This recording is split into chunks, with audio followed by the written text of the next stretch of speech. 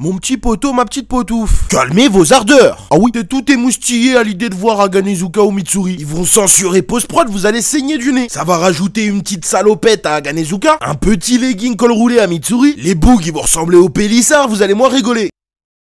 Les potos, comment ça va? Même s'il y a toujours pas de date précise et officielle, on commence à avoir pas mal d'informations sur la saison 3 de Demon Slayer. Normalement, ça sortira courant avril. On sait aussi qu'il y aura une diffusion spéciale à Paris le 25 février. Diffusion pendant laquelle ils passeront les 2 derniers épisodes de l'arc du quartier des plaisirs, ainsi que le premier épisode de cette saison 3, qui ne correspondra a priori, pas encore, à l'arc du village des forgerons. Mais on va y revenir un petit peu plus tard, mon poteau. Très clairement, j'avais pas spécialement envie de faire une analyse de trailer. Tout simplement parce qu'il y a pas grand chose à analyser. Bon, même si on a notamment entendu les voix des lunes supérieures qu'on n'avait pas encore entendues. À part ça, bon, rien de fameux. Mais quand même, j'ai envie de vous parler de cette saison 3, et notamment de vous donner mes attentes en tant que fan. C'est parti.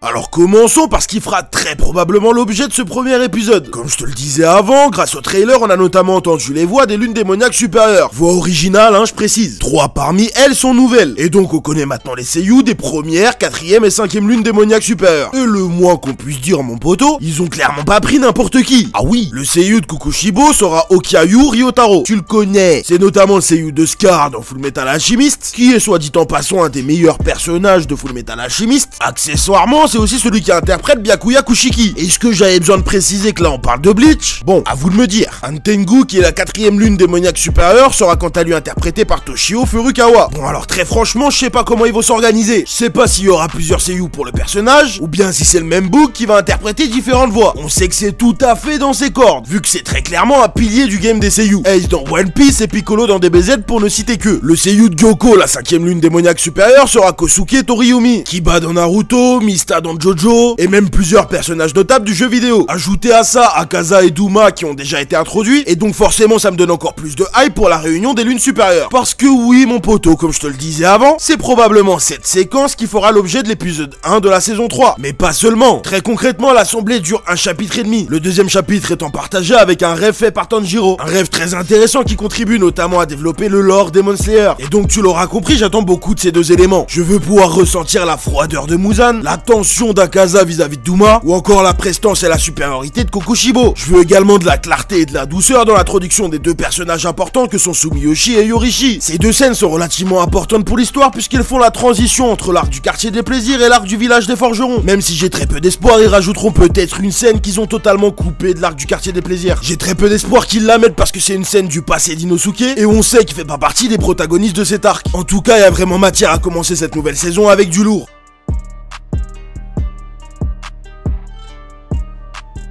Alors, t'es pas sans savoir, mon poteau, qu'Inosuke c'est le brother from another mother. Après, si on est là pour se moquer des accents, on va vite parler de ton gros nez. Tout ça pour dire quoi? Enfin, on arrive dans un moment où les protagonistes vont être différents. À ce stade de l'œuvre, c'est la première fois qu'on introduit autant de personnages. On va voir Genya Stap, on va voir Mitsuri Stap, on va voir Miyoshiro Stap, on va voir Nezuko en tant que partenaire, notamment comme c'était le cas contre le démon du marais à l'époque. Et tout ça, y a pas à dire, c'est plutôt engageant. On peut aussi parler des nouveaux personnages qu'on va apprendre à connaître, ou bien du Aganezuka qui va avoir des moments épiques en plus. Pareil pour les antagonistes. Bah oui, 2 lunes démoniaques supérieures. Et là, c'est pas du tout comparable avec l'arc du quartier des plaisirs. On va pas comparer une Daki qui s'est fait bolos par Tanjiro, qui s'est fait bolos par Nezuko, et qui s'est encore fait bolos par Inosuke et Zenitsu, à des Gyoko et des Antengu. C'est le jour et la nuit. Évidemment, je veux pas en dire trop, mais clairement, ça s'annonce épique. En plus, moi, j'ai un problème. Vous le savez si ça fait un petit moment que vous me suivez. J'aime pas Gyoko. Je trouve que c'est un des pires personnages de l'œuvre. À ce niveau-là, et au vu de ce qui va se passer, je suis persuadé que l'anime peut me réconcilier avec le gars. Après, bien évidemment, il y a aussi le risque que ce soit trop lourd d'introduire autant de personnages. Mais vu comme ils ont taffé les premières saisons, je me fais pas trop de soucis. En tout cas, tu l'auras compris, j'ai aussi beaucoup d'attentes à ce niveau-là.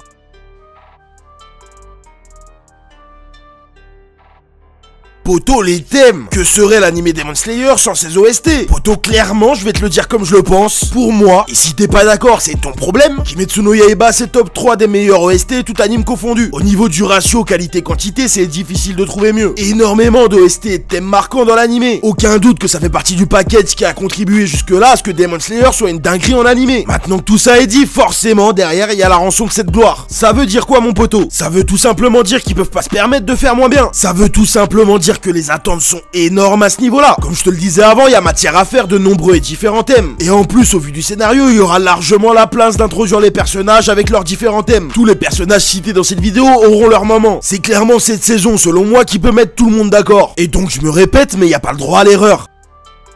Tu l'as probablement déjà compris mon poteau, mais je suis extrêmement hypé par cette saison 3. Déjà, il y a un petit moment de ça, je l'avais placé en deuxième position de mes arcs favoris. Et donc forcément, j'attends énormément de cette suite. Bien évidemment, je ferai des reviews et analyses dessus. Alors mon poteau, abonne-toi si c'est pas déjà fait. Il y a mille et une façons de m'envoyer de la force, hein, tu connais. N'hésite pas à me dire en commentaire ce que toi tu attends de l'animé. Mais en attendant, cette vidéo arrive à son terme, j'espère qu'elle t'a plu et je te remercie de l'avoir regardé. C'était le pilier du renard. À la prochaine. ここで大正こそこそ噂話。宇髄さんの家は一夫多妻制で、15になったら3人の妻を。俺も忍びになろっかな。なら今日から忍びの修行だな。いやー